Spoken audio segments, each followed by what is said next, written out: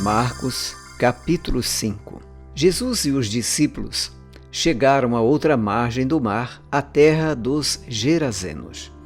Ao desembarcar, logo um homem possuído de espírito imundo veio dos túmulos ao encontro de Jesus.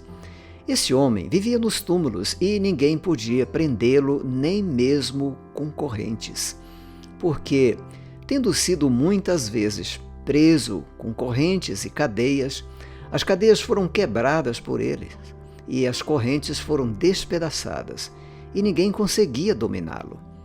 Andava sempre de noite e de dia, gritando por entre os túmulos e pelos montes, ferindo-se com pedras.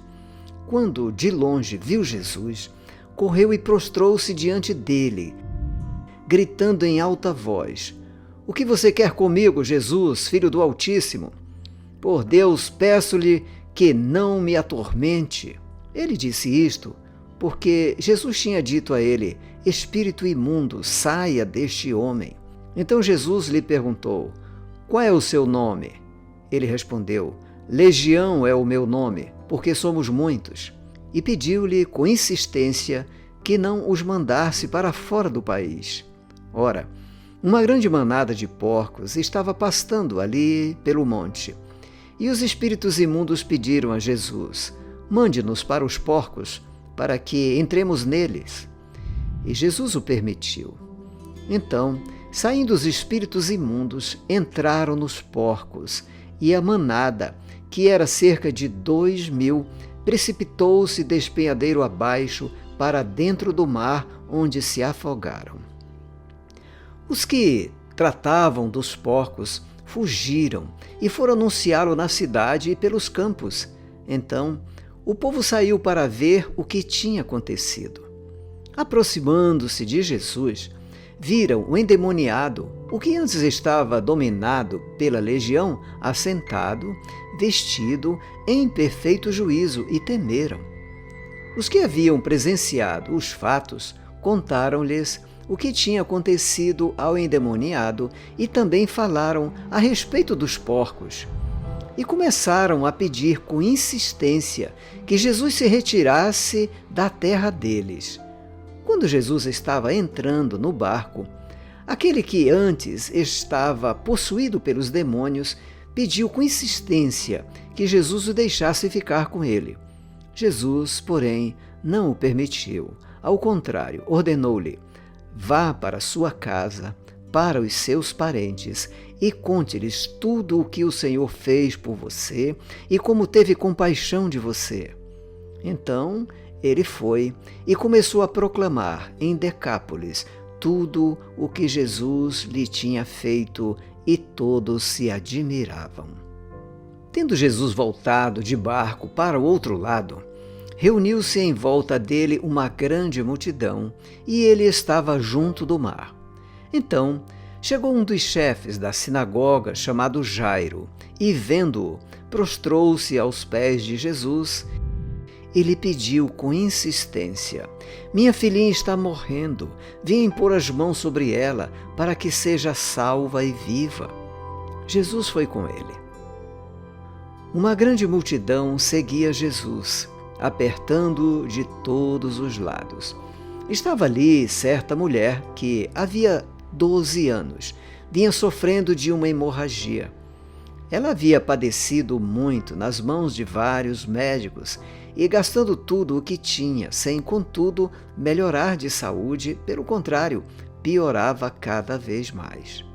Tendo ouvido a fama de Jesus, a mulher chegou por trás, no meio da multidão, e tocou na capa dele, porque dizia: "Se eu apenas tocar na roupa dele, ficarei curada." E logo a hemorragia estancou, e ela sentiu no corpo que estava curada daquele mal. Jesus, reconhecendo imediatamente que dele havia saído o poder, virando-se no meio da multidão, perguntou: "Quem tocou na minha roupa?" Os discípulos responderam: "O senhor está vendo que a multidão o aperta e ainda pergunta quem me tocou?" Ele, porém, olhava ao redor para ver quem tinha feito aquilo. Então a mulher, amedrontada e trêmula, ciente de que havia acontecido, veio, prostrou-se diante de Jesus e declarou-lhe toda a verdade. Então Jesus lhe disse: Filha, a sua fé salvou você. Vá em paz e fique livre desse mal. Enquanto Jesus ainda falava, chegaram alguns da casa do chefe da sinagoga, dizendo: A sua filha já morreu. Por que você ainda incomoda o mestre? Mas Jesus, sem levar em conta tais palavras, disse ao chefe da sinagoga: Não tenha medo, apenas creia. Jesus não permitiu que ninguém o acompanhasse, a não ser Pedro e os irmãos Tiago e João. Chegando à casa do chefe da sinagoga, Jesus viu o alvoroço, os que choravam e os que pranteavam muito. Ao entrar, disse: Por que vocês estão alvoroçados e chorando? A criança não está morta, mas dorme. E riam-se dele. Mas Jesus, mandando que todos saíssem, levou consigo o pai e a mãe da criança e os que vieram com ele, e entrou onde ela estava. Tomando a criança pela mão, disse: Talita cumi, que quer dizer: Menina, eu digo a você, levante-se. Imediatamente a menina, que tinha 12 anos, se levantou e começou a andar. Então todos ficaram muito admirados. Mas Jesus ordenou-lhes expressamente que ninguém o soubesse e mandou que dessem de comer à menina.